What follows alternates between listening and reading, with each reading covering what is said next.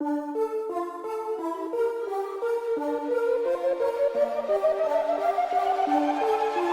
now listening to Chase the Vision with Isaac Mashman.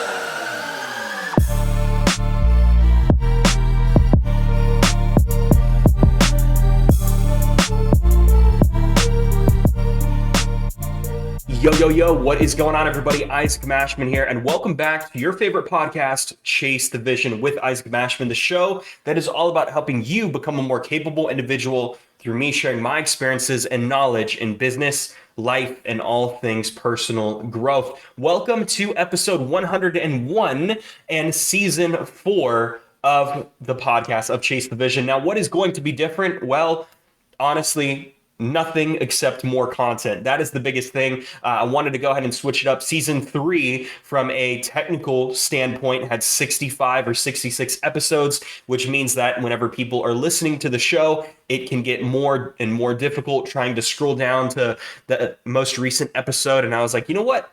Episode 100 would have been a great mark to close off. I don't feel like podcasts are quite to the point where it's like a television show. It's not the same thing where you have season 1 of the show and then season 2 and season 3. And I'm not a fan of the whole idea of creating seasons and then having a break of the podcast. I think that defeats the point. You know, I could only imagine doing season 1 of the show. It's 8 episodes, and then I have to wait another 2 months to do season 2 or season 3. I mean, I guess for large channels, that would be great. But for this, come on now. I want to make sure that I'm providing value to you guys, keeping the momentum up, keeping the consistency up. And so here we are. Today, I want to go ahead and talk about public relations.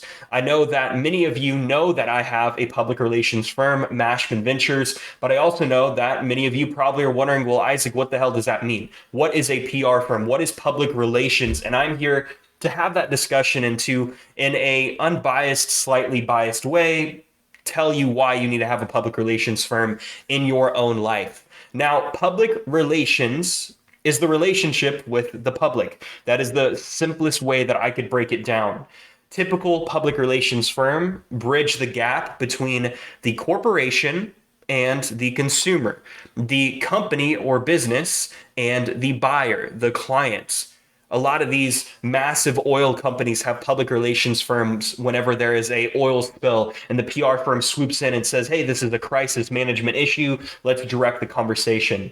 A public relations firm would be the people or the firm or the voice behind the campaigns that are considered PR stunts, or maybe the ones who came up with the idea of making Dawn dish soap the oil combatant degreaser that it is today, where they had the videos of the ducklings in oil being washed by Dawn dish soap.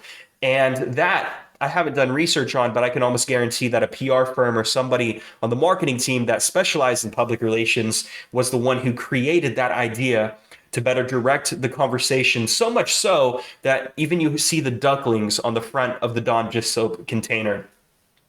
Whenever a celebrity goes and maybe they're experiencing a emergency, maybe unfortunate news article came out about them, or there was a leak or something like that, you guys probably can think of a few that come to the top of your mind. A public relations firm is there to manage and navigate those crises that person and that talent, that individual is going through. Same with the bands. But the thing is, that is not a traditional public relations firm, or that is more of a public relations agent, or the kind of PR firm that I run. And although I don't specialize, and Mashman Ventures doesn't specialize in crisis management by no means, that's something that I really don't want to dive into. We bridge the gap between the follower or fan and the public figure, the individual that is of the public's interest, directing the conversation, influencing the conversation, making sure that there is a level of credibility. And this is something that we work with a lot of our clients to do, to say, hey, if you're an average Joe in your own mind, you have to position yourself with somebody who the public want to, follow, give them the reason that they should care, right? Otherwise, you're just going to look like everybody else online, and there is absolutely no appeal to that. There's no attractiveness. And so how do we position you? How do we make sure that people can trust you? And it varies on a case-to-case basis, but the techniques and the strategies virtually remain the same, and the concepts behind it, the philosophy. In my book, Personal Branding, A Manifesto on Fame and Influence, I talk about the what and why of personal branding. And I actually break it down and I say, hey, this is going to apply to whatever field you're in, whatever profession you're in. If you're a creator, an entertainer, or a businessman, and no matter the business, your personal brand is going to be the way for you to generate free marketing. And so, whereas traditional public firms bridge the gap between the corporation and the consumer, we bridge the gap between the fan and the public figure, right? Or in the case of a follower and a celebrity, you think of your favorite artist or musician like Drake, for example. I'm sure that he has a dozen publicists that are always paying attention to what he does, what he tweets, what he says, because everything at that level is under a microscope. And that is a scary position to be in, especially with no guidance, because you don't know what dirt from your past can come up. You don't know how one tweet could completely ruin your career. And sometimes it's great to have another person who just reviews that information and says, hey, this isn't a good look. In your mind, you might have the best intentions, but that doesn't mean the public is going to understand that or see it. And so public relations is actually a vital industry. And I want to get a little bit more specific about the definition of public relations. And as I said at the very beginning, I said that it is a relationship with the public, right? How the public perceives something, the conversation, the voice behind a brand. And a lot of this ties in with a marketing agency and a branding director or a branding agency, but it's something as simple as the name of a company can either give off the wrong impression or the right impression. And public relations firms don't typically work with startups who are just beginning out, because then they have other people who are talking about the brand. But a public relations firm, and the idea of managing that relationship with the public from the very get-go, from the start, gives you a serious advantage, because now you're understanding, hey, okay, we do this marketing phrase and we have this phrase, okay, but how is this going to be misinterpreted?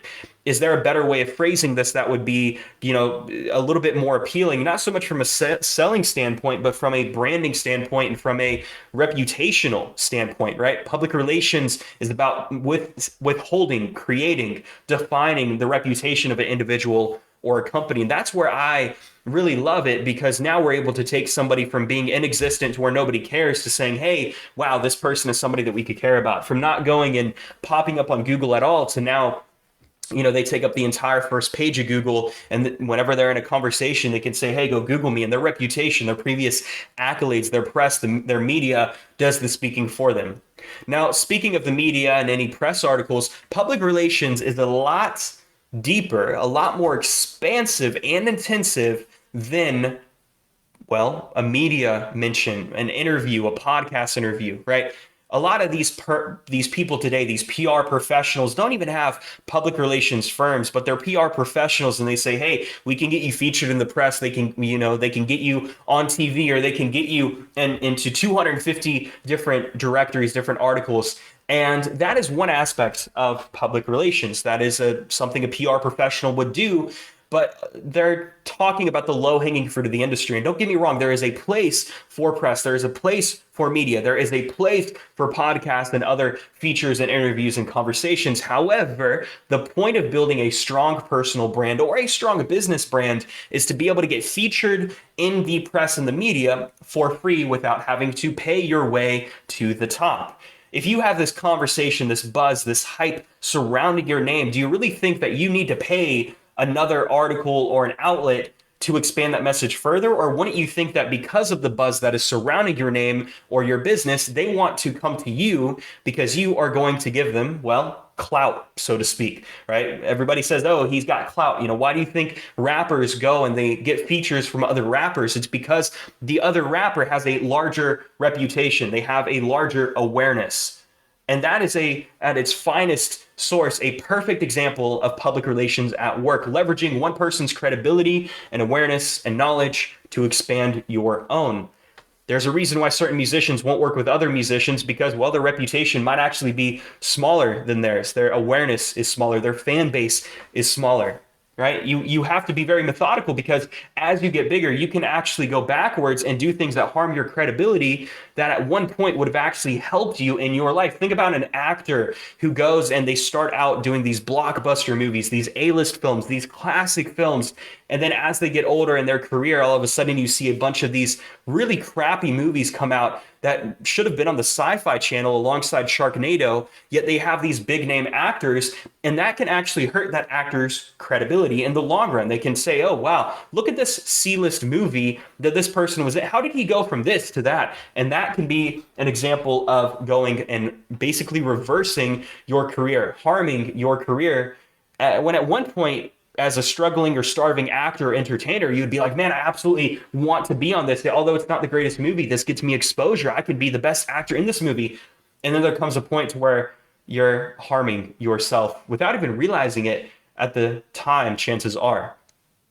Public relations is one of the largest and fastest growing industries. And the reason behind that is, well, the consumer market is getting bigger. There's this new conversation about green renewable energy. There's something called, greenwashing, where, a company can say, oh, we're environmentally friendly, yet they're really not at all. And that's just a PR tactic in of itself that is unethical, because now you're spreading lies.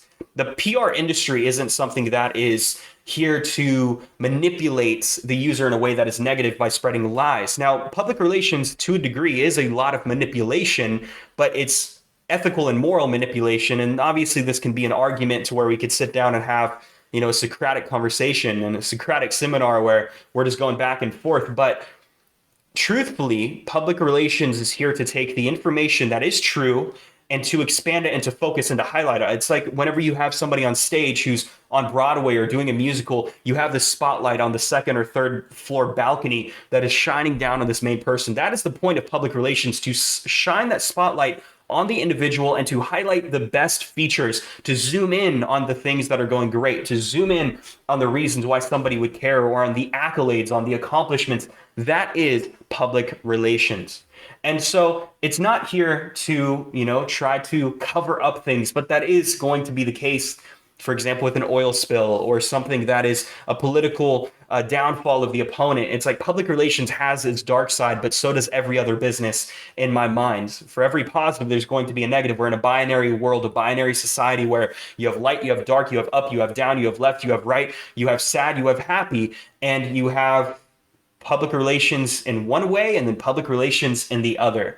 And that's why I also love it, because seeing these influencers and seeing these PR gurus who say, hey, we can get you in the press, or hey, we can go ahead and get you followers. I'm like, man, this is leaving me with the blue ocean market, the blue ocean opportunity to come in and help people build out their personal brands the right way without resorting with those pay to win crappy tactics. And that's what I am extremely excited about as I scale Mashman Ventures together with our team. And, I'm talking about the firm today because today actually marked the 2-year anniversary of Mashman Ventures. First 6 months, I didn't know what I was doing.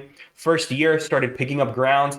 Going into year 2, right? After year 1, man, things started to make sense. And just within the past, I would say, month, through certain challenges and certain situations, we've had more creativity with the firm and more results with our clients than ever before. And so I'm super excited and thrilled to be scaling this company to $1 billion company. Fun fact, there is not one public relations firm that is worth $1 billion. There's one PR firm that's been at the top of the food chain for quite some time, and they're not even worth $1 billion. However, with the understanding that public relations is an ever-expanding, ever-growing industry with a lot of growth, I believe there's like a 5% level of growth year on and year out, that means that there's definitely room for that expansion, room for different ways of monetization, taking the digital era and the idea of the consumer market and combining that with an industry that would typically have only been reserved for celebrities or businesses. And what I mean by that is, it's something as simple as doing a webinar or doing a digital product replay to where somebody can purchase that and have a public relations firm giving them guidance. Whereas 50, 60 years ago, the only people that had PR firms or publicists or agents were people in Hollywood or athletes or celebrities or, well, the businesses, as I mentioned before. So super exciting, but public relations is such a powerful industry. And a couple of things that I would tell you right about now by listening to this episode is to go ahead and start understanding how your reputation is and how it's affected by your actions on a daily basis. The conversations you're having, what is the conversation surrounding you? Have you ever Googled yourself and found something negative about you? I've found some different people that I had in my Facebook network that I'm like, I know to stay away from you because I ran a Google search and there's a Reddit thread saying, oh, this person's a scammer, right?